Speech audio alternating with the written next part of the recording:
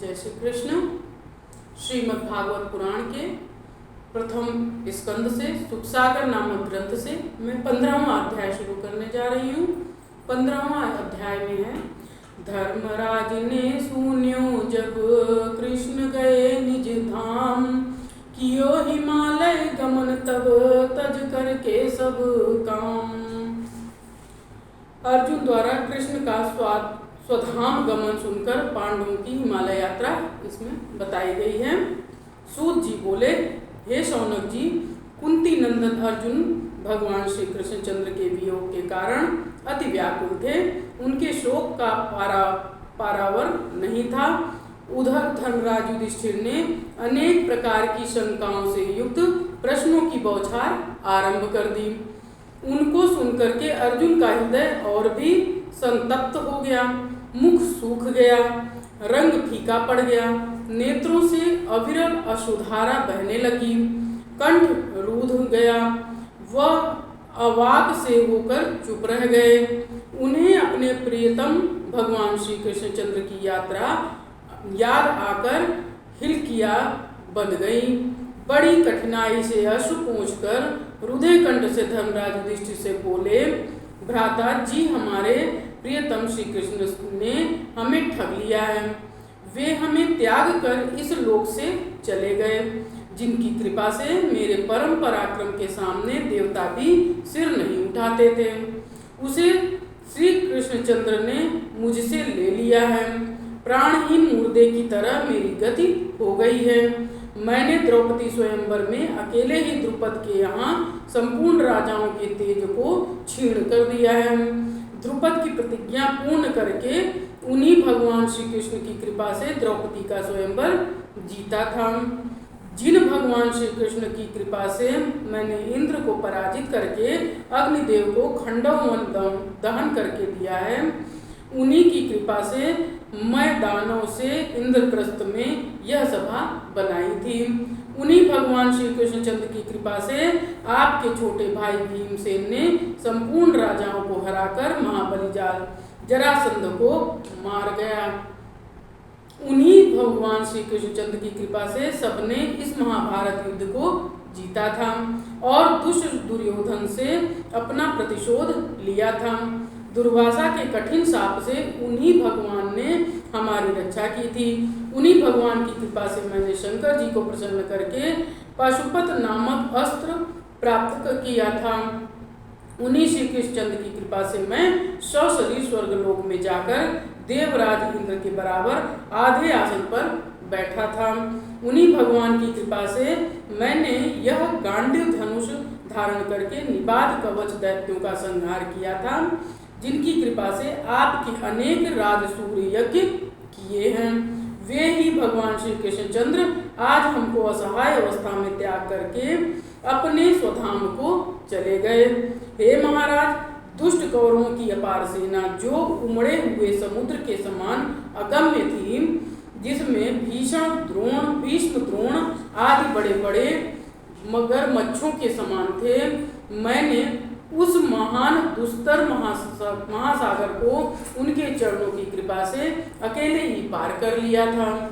हे भ्राता जी, आपको स्मरण होगा कि विराट नगर में जब सब कौरवों ने विराट की गौवें छीनी थी, तो मैंने अकेले ही भगवान श्री कृष्ण की कृपा से भीष्म, द्रोण, कर्ण आदि सभी कौरव महारथियों के वस्त्रभूषणों को छीन लिया था। हे भ्राता जी, इस महाभारत में द्रोण, भीष्म, कर्ण, अश्वत्थामा, जयद्रथ, शल्य, वाहिक, सुशर्मा आदि महान वीरों को उन्हीं की कृपा से मैंने परास्त किया था। उन्होंने मेरे आगे आगे चलकर कौरव सेना की आयु छीन कर दी थी। जयद्रथ वध प्रतिज्ञा को मैंने उन्हीं की कृपा से पूर्ण किया था। मैं बड़ा मूर्ख था, मैंने उन्हें अपना सारथी बनाया। युद्ध क्षेत्र में जब घोड़े थक जाते थे, तब मैं रथ से उतरकर पृथ्वी पर खड़ा हो जाता था और श्री कृष्णचंद्र अपने कर कमलों से घोड़ों को मलते थे। उस समय उनकी कृपा से शत्रुओं की बुद्धि मारी जाती थी और वे मुझ पर प्रहार नहीं करते थे। वे अपनी मधुर वाणी से मुझे अर्जुन, पार्थ, सखा, कुरुनंदन आदि ऐसे शब्दों से पुकारते थे। उन्होंने मुझे गीता का ज्ञान देकर के मेरे अज्ञान को नष्ट कर दिया था। वे नित्य मेरे साथ सोते बैठते, टहलते, खाते पीते और वार्तालाप करते थे। कभी कभी मैं उनसे व्यंग वचन कह उठता था तो वे उसे ही सहन कर लेते थे। हे राजन, वे मेरे मित्र थे, प्रिय सखा थे, मेरे प्राण थे। अब मैं उन बिना प्राणों से हीन हो गया हूँ। मैं क्या कहूँ, मुझे कहते हुए लज्जा आती है। द्वारिका से भगवान श्री कृष्णचंद्र की पत्नियों को हस्तिनापुर ला रहा था, किंतु थोड़े से भीलों ने मुझे एक निर्बल की भांति परास्त कर दिया। मैं उन अबलाओं की रक्षा न कर सका। मेरी वे ही भुजाएं हैं, वही गांडीव धनुष है, वही रथ हैं, वही घोड़े हैं, वे ही बाण हैं जिनसे मैंने बड़े बड़े महारथियों के सिर बात की बात में उड़ा दिए थे। वही अर्जुन आज अबला की भांति भीलों से पराजित होकर आया है। उनकी संपूर्ण पत्नियां तथा धन आदि को भील लोग लूट ले गए हैं और मैं निहत्थे की भांति खड़ा देखता रहा हूँ। हे भ्राता जी, उन श्री कृष्णचंद्र के बिना मेरी संपूर्ण शक्ति क्षीण हो गई है। जिस प्रकार राख में डाली हुई आहुति, सूखा में बोया हुआ बीज और प्राणहीन शरीर व्यर्थ हो जाता है, हे राजन, आपने जो द्वारिका में यादवों की कुशल पूछी है, वे समस्त यादव ब्राह्मणों के श्राप से दुर्बुद्धि अवस्था को प्राप्त हो गए थे और वे अति मदिरा पान करके परस्पर एक दूसरे को मारने लगे तथा मृत्यु को प्राप्त हो गए हैं। उन सब में 4-5 ही शेष रहे हैं। यह सब उन्हीं भगवान श्री कृष्णचंद्र की ही लीला है। उन्होंने ही उन्हें पाल पोस कर महान शक्तिशाली बनाया था। उनके द्वारा समस्त छोटे छोटे राज्यों का नाश कराकर उन्हें परस्पर लड़ाकर उन यदुवंशियों का इस प्रकार नाश कर दिया, जिस प्रकार अथाह समुद्र में बड़े जल जंतु छोटे जल जंतु को खा जाते हैं और 2-4 जल जंतु मिलकर उस बड़े जल जंतु को भी मार डालते हैं। हे भ्राता जी, उन्होंने अपने गीता ज्ञान से मेरी बुद्धि को निर्बल कर दिया है, इसलिए मेरा चित्त अब उनमें लीन हो गया है। सूत जी बोले, अर्जुन इस प्रकार भगवान श्री कृष्ण के वियोग में कातर होकर एक अबला की भांति रोने लगे, किंतु गीता ज्ञान के प्रकाश के कारण उन्होंने अपने शोक को दूर किया। उनका अभिमान चूर हो गया।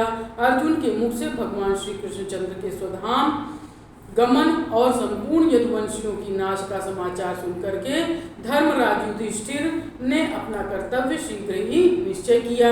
उन्होंने अर्जुन से कहा, हे अर्जुन, अब शीघ्र ही हम लोगों को स्वर्गारोहण करना चाहिए। घोर कलयुग आने के कारण और श्री कृष्णचंद्र के बिना हमको अब यहाँ नहीं रहना चाहिए। जब कुंती माता ने भगवान श्री कृष्णचंद्र स्वधाम गमन का समाचार सुना तो उन्होंने भगवान श्री कृष्णचंद्र में अपना मन लगाकर शरीर त्याग दिया। भगवान श्री कृष्णचंद्र ने अपने इस लौकिक शरीर से इस पृथ्वी का भार उतार कर उसको उसी प्रकार त्याग दिया जिस प्रकार कोई कांटे से कांटा निकालने के पश्चात उन दोनों कांटों को त्याग देता है। धर्मराज युधिष्ठिर ने कलयुग का प्रसार देखकर यहाँ से महाप्रस्थान करने का दृढ़ संकल्प लिया। अपने महाबली पौत्र परीक्षित को संपूर्ण पृथ्वी का राज्य देकर के हस्तिनापुर में राज तिलक किया तथा शूरसेन देश का राजा बनाकर मथुरापुरी में अनिरुद्ध के पुत्र व्रज का राज तिलक किया।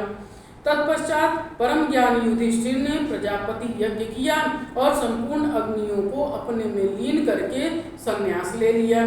धर्मराज ने संपूर्ण वस्त्र आभूषण त्याग दिए, मान अपमान अहंकार तथा मोह को त्याग दिया, मन वाणी को वश में कर लिया और संपूर्ण वायुओं को मृत्यु में लीन करके मृत्यु को अपने शरीर में लीन कर लिया।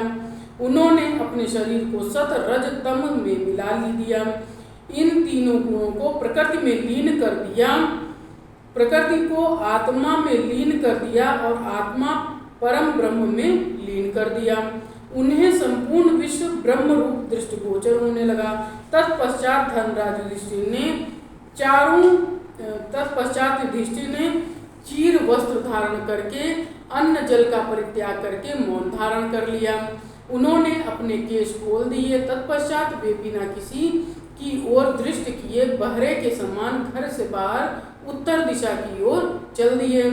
जब भीमसेन, अर्जुन, नकुल, सहदेव तथा द्रौपदी ने यह देखा कि धनराज युधिष्ठिर संपूर्ण मोह माया को त्याग कर घर से बाहर निकल पड़े हैं, तो उन्होंने भी उनका अनुकरण किया। उन सब ने भगवान श्री कृष्ण के चरणों का ध्यान किया और अनन्य भाव से उन्हीं के चरणों में लीन हो गए। भगवान श्री कृष्णचंद्र के प्रेम में मग्न होकर वे सब उत्तराखंड की ओर चल दिए। उधर विदुर जी ने भी प्रभास क्षेत्र में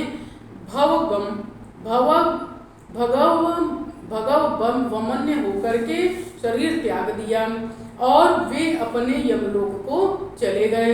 भगवान श्री कृष्णचंद्र के परम भक्त पांडव लोगों के इस महाप्रयास की कथा जो भक्ति और श्रद्धा से सुनता है, वह शीघ्र ही भगवत लोक को अनायास ही प्राप्त कर लेता है। 15वां अध्याय समाप्त हुआ। जय श्री कृष्ण।